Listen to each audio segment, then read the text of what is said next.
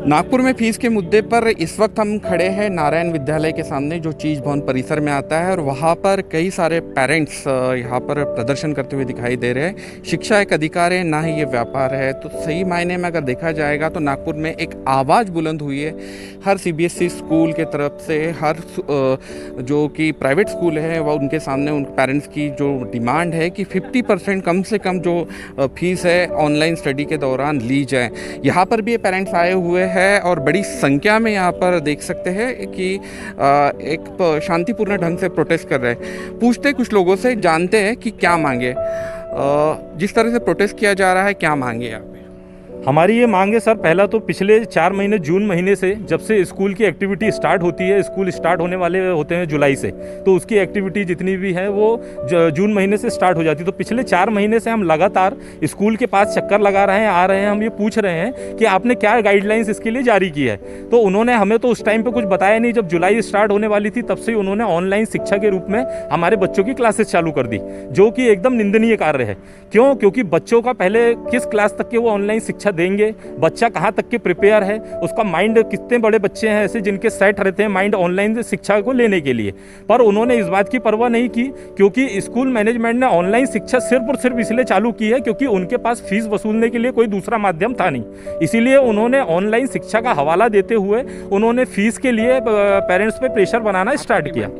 हमारी डिमांड ये है सर कि ऑनलाइन शिक्षा जो कि आपने हमसे बिना पूछे चालू कर दी, ठीक है आपने की है, हम उसका सपोर्ट करते हैं, लेकिन सपोर्ट कब करते हैं कि जब कम से कम 4th से 5th क्लास के ऊपर वाले बच्चों पे वो क्लास ली जाए, पहली बात। दूसरी बात ये है कि ऑनलाइन शिक्षा जिसमें कि आप कोई बिल्डिंग का कोई भी आपकी एक्टिविटी हो नहीं रही है, कोई भी आप गेम्स खिला नहीं रहे हैं बच्चे को, तो बाकी जितनी भी फीसेस है एक्टिविटी फीस वो पूरी माफ़ होनी चाहिए। और उसके लिए भी एक जो ट्यूशन फीस है उसका भी एक रेशो डिसाइड होना चाहिए कि कितने % तक की फीस ली जानी चाहिए, क्योंकि सारे हिंदुस्तान में आज महाराष्ट्र जो है वो सबसे प्रभावित क्षेत्र है कोविड से, जो यहाँ पे लोग ज़्यादा परेशान हैं। प्राइवेट कंपनियां या व्यापार की स्थिति यहाँ बहुत ख़राब है, और प्राइवेट स्कूल में वो प्राइवेट कंपनियों में जो लोग जॉब कर रहे हैं आज या तो उनको जॉब से बाहर कर दिया गया है, या जिन लोगों को जॉब पे रखा भी गया है उनको 25 से 30% ही सैलरी मिल रही है। परेशानी है। और भी कुछ लोग हैं जिनसे जाने, आप अपना परिचय दीजिए। क्या परेशानी जा रही है? जिस तरह से मैनेजमेंट के तरफ से आपने बातचीत की होगी, क्या जवाब मिल रहा है? सर मेरा नाम अमित होशिंग है।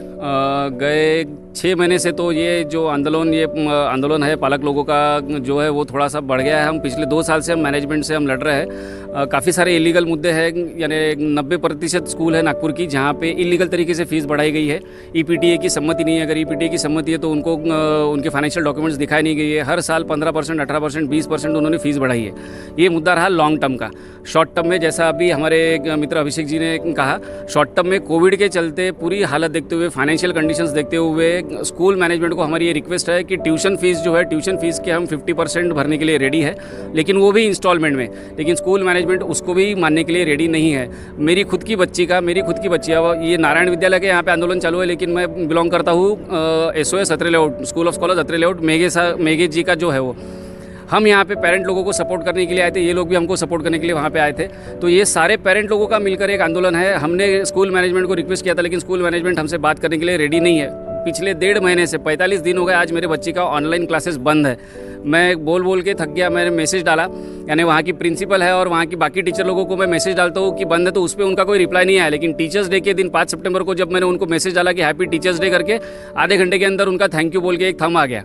तो इसका मतलब आप समझ सकते हैं कि पेरेंट लोगों को बच्चों के तकलीफ की तरफ ध्यान देने में कोई इंटरेस्ट नहीं है। ऑनलाइन एजुकेशन बंद कर दिया है। और काफ़ी सारे पेरेंट लोग हैं, काफ़ी सारे स्कूल्स हैं जहाँ पे यही हथकंडा अपनाया जा रहा है। उसके बाद अभी पेरेंट लोगों को इंडिविजुअली फ़ोन करके बुला रहे हैं कि भैया कितने भर सकते, 2,000 भर रहे हो, 3,000 भरो, 5,000 भरो। तो ऐसा करके स्कूल जितना पैसा समेट सकती है उतना पैसा ऐंठने की कोशिश कर रही है। इसमें एक और चीज़ बोलना चाहूँगा कि स्कूल ने जितने भी काम अभी तक के किए हैं वो 100% इलीगल तरीके से किए हैं, पिछले सालों में भी और कोविड के चलते भी। कोविड में भी ऑनलाइन क्लासेस का अभी जैसा अभिषेक भैया ने बोला कि उन्होंने ईपीटीए की जो मीटिंग होती है, ईपीटीए का जो होता है, उनसे कंसल्ट करके ही उन्होंने डिसाइड करना चाहिए था कि कितना रहना चाहिए, या फीस के बारे में भी कंसल्ट करना चाहिए था। वो स्कूल वालों ने, किसी भी स्कूल वालों ने किया नहीं है। और ईपीटीए का गठन, ये भी एक अलग मुद्दा है। ईपीटीए का गठन भी मैक्सिमम स्कूल्स में लीगल तरीके से हुआ नहीं है। तो जो ईपीटीए का गठन ही गैर कानूनी है, तो उसमें लिए हुए निर्णय कानूनी कैसे रह सकते हैं? तो ताज्जुब की बात है कि ऑनलाइन फीस नहीं भरी, इसलिए ऑनलाइन जो स्टडी है पिछले 1 महीने से बंद है। हमारी महिला साथी भी यहाँ पे है। आपकी बच्ची कौन से स्टैंडर्ड में पढ़ती है, आपका नाम बताइए और क्या परेशानी है? मेरा नाम एडवोकेट प्रीति राका है। मेरी बच्ची 6 स्टैंडर्ड में है और बेटा 2nd स्टैंडर्ड में है। नारायणा विद्यालय के ऑनलाइन क्लासेस चालू थे, बीच में फ़ीस के इशू के लिए उन्होंने 1-1.5 महीना बंद किया था। फिर हमने आके ऐसा ही यहाँ पे आंदोलन किया तो फिर उन्होंने इंटैप चालू किया। बट मैनेजमेंट हमको प्रेशराइज कर रहा है कि आप इतनी ही फ़ीस भरेंगे और फीस में हमको कोई भी जो सहूलियत मिलनी चाहिए थी वो नहीं मिली। एक्चुअली जो आप एजुकेशन दे रहे हो, आप 3 क्लासेस ले रहे हो तो उसी के हम चार्जेस आपको पे करेंगे। पहले 6 घंटे का स्कूल होता था, अभी सिर्फ 1.5 घंटे का स्कूल होता है और ऑनलाइन में सारे सब्जेक्ट आपके कवर नहीं हो रहे। 6 स्टैंडर्ड में मेरी बच्ची जहाँ से हाई स्कूल शुरू हो जाता है। डिमांड क्या है कि 50% कम? यस, ट्यूशन फ़ी में 50% कम होनी चाहिए और जो लाइब्रेरी फ़ी, लेबॉर्ट्री फ़ी, स्कूल की आप प्लेग्राउंड की फ़ीस मांग रहे हो कि वो किस चीज़ की दे हम, जो हमारे बच्चे यूज़ ही नहीं कर रहे हैं। और उन्होंने हमको एक लेटर भेजा बाकायदा कि हमने विथ PTA कंसल्टेशन आपकी फ़ीस कम की है, जो 3-4 हज़ार रुपये कम की है।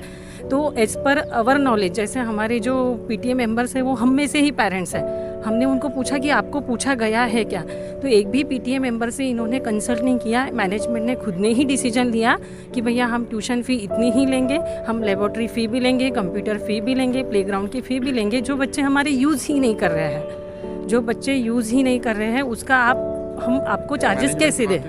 मैनेजमेंट से बात हुई पर वो एग्री करने को रेडी ही नहीं है। प्रिंसिपल मैम बाहर आते नहीं हैं, मैनेजमेंट के लोग बाहर आते नहीं। आज भी आप देखिए, आप वहाँ कैमरा लेके जाइए, लॉक लगा है सब जगह लॉक लगा है। 2 हमारे रिप्रेजेंटेटिव अंदर गए, उनको 1-1.5 घंटा बैठा के रखते हैं, सॉल्यूशन 0 निकलता है, कुछ भी नहीं निकलता इसमें से।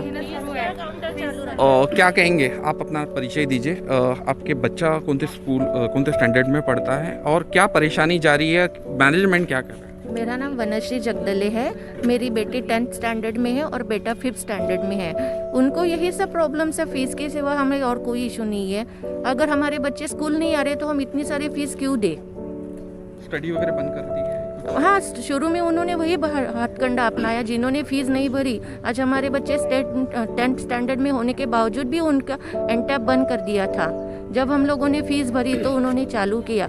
और अभी जब हमने बच्चों का रजिस्ट्रेशन किया तब हमें सबसे पहले वही बोला गया कि आपको 10 तारीख तक 2nd इंस्टॉलमेंट भरनी है। मतलब ये लोग सिर्फ फीस चाहते हैं, बाकी हमारा उनसे ये कुछ ये नहीं है। ऑनलाइन स्टडी का कितना फायदा हो रहा है बच्चों में? कुछ सब बहुत कम फायदा हो रहा है। वैसे तो बच्चे सिर्फ नाम के लिए चालू करते हैं और बैठ जाते हैं, ना उनको समझ में आ रहा है। और इवन बच्चों को तो बाकी तकलीफ बहुत ज़्यादा हो गई।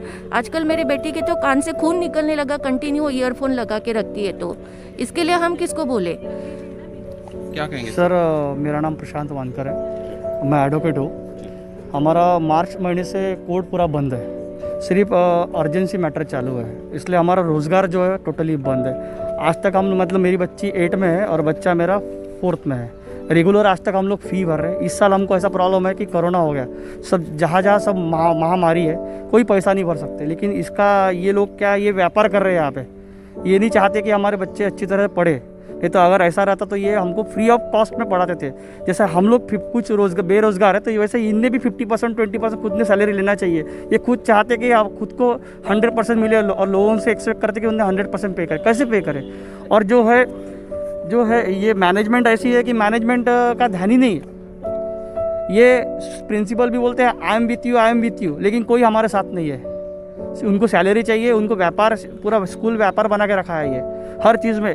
अगर आप कॉस्ट्यूम खरीदते तो 800 रुपये, जबकि 150 रुपये में मतलब किराए से मिलता है। हर चीज़ व्यापार है। मानने को तैयार नहीं मैनेजमेंट मानने को तैयार नहीं है। ये देखो हम लोगों ने 25% वन टाइम एडमिशन फ़ी भरी है, तभी भी हमसे अमोलगेशन चार्जेस लेते हर साल 3,000 रुपये 3,000 रुपये। ये कहाँ के पैसे है? ये काय के पैसे है? ई लर्निंग, नर्सरी का बच्चा ई लर्निंग, मेरे को समझता नहीं आज तक ई लर्निंग क्या है। तो बच्चे से ई लर्निंग के पैसे? हाँ, प्रोजेक्टर बना के रखा, 3 करोड़ 2 करोड़ प्रोजेक्टर बना के रखा, लेकिन प्रोजेक्टर में कितना पढ़ाते? कुछ नहीं पढ़ाते। हम जब पेरेंट्स मीटिंग रहते तो प्रोजेक्टर चालू करते दिखाने के लिए। आप बच्चों से पूछो कितने देर तक प्रोजेक्टर में पढ़ाते? जबकि प्रोजेक्टर इसलिए होता है कि जल्दी बच्चा कैप्चर कर सके कोई चीज़, नहीं पढ़ाते। मनमानी चल रही है ये सब। ये क्या है? इसलिए हमने बोला है कि प्रशासन सो रही है और जनता रो रही है, लेजिस्लेचर भी कुछ नहीं कर रहे इसमें। ठीक, थैंक यू। क्या कहेंगे आप? मेरा बेटा, मैं सुजाता खापरडे हूँ। मेरा बेटा यहाँ पे 2nd स्टैंडर्ड में पढ़ता है। जब हम लोग यहाँ पे फीस भरने के लिए यहाँ पे बात करने के लिए आए कि पर्सनली हमको ये प्रोटेस्ट के बारे में वगैरह कुछ भी पता नहीं था सर। तो हम जब हम यहाँ पे आए तो हम लोगों से पर्सनली जब मिलने के लिए आए तो हम लोग से फोर्सफुली एप्लीकेशन लिख के ली है सर इन्होंने। हमने कहा कि कोरोना की वजह से हम लोग नहीं पे कर पाएंगे, इतनी सारी फीस जो है आपकी इतनी नहीं कर पाएंगे, एकदम से इतना नहीं कर पाएंगे, तो हमको थोड़ा सा कुछ कंसेशन देना चाहिए इन लोगों ने। तो इन लोगों का हम फोर्सफुली हमसे एप्लीकेशन भी लिख के लिए है सर। और ये भी कहा गया है हमको यहाँ पे कि अगर आपसे फ़ीस नहीं पे करनी होती है तो आप अपने बच्चों को निकाल सकते हैं, हम टीसी देने के लिए रेडी है, ये भी कहा गया है। मेरा ये कहना है सर कि जब हमको बच्चा जब स्कूल में जाता था, लास्ट ईयर तक बच्चा जब स्कूल में जाता था तो 6 to 7 ईयर्स यहाँ पे आके अच्छे से पढ़ लेता था।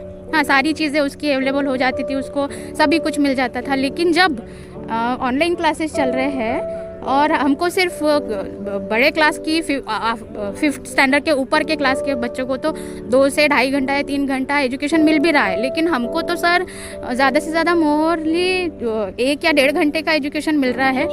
सीधा व्यापार हो रहा है, व्यापार हो रहा है और उसके लिए हमको बोला जा रहा है कि आप पूरी फीस पे कीजिए सर। जब हमको केवल 20% रहेंगे हम लोग के डूअर।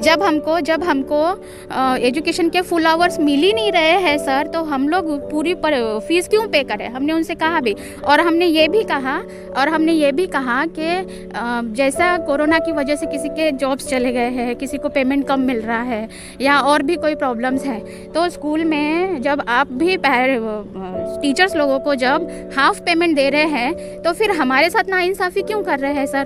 कि हम भी उन्हीं में से एक है। हम जब अपने बच्चों को आपके स्कूल में भेज रहे हैं तो हमारी भी कोई ना कोई प्रॉब्लम्स होगी। निंदनीय है, लज्जास्पद है, घृणास्पद है। जितने भी शैक्षणिक अधिकारी है, जितने भी गवर्नमेंट के ऑफिसर्स है, उसमें से एक भी अधिकारी काम करने वाला नहीं है। सबके सब, मैं अभी नाम लूँगा, सबके सब यानी निकम्मे मैं बोलने से नहीं कतराऊँगा। पिछले 1.5 साल से पालक लोग उनके पास में 100 से ज़्यादा चक्कर काट चुके हैं, लेकिन उनमें से किसी ने भी कुछ भी नहीं किया है। इवन नाना भाऊ पटोले के आदेश के बाद में, जो विधानसभा अध्यक्ष है, उनके आदेश के बाद में भी एक भी शैक्षणिक अधिकारी ने कुछ भी काम नहीं किया है।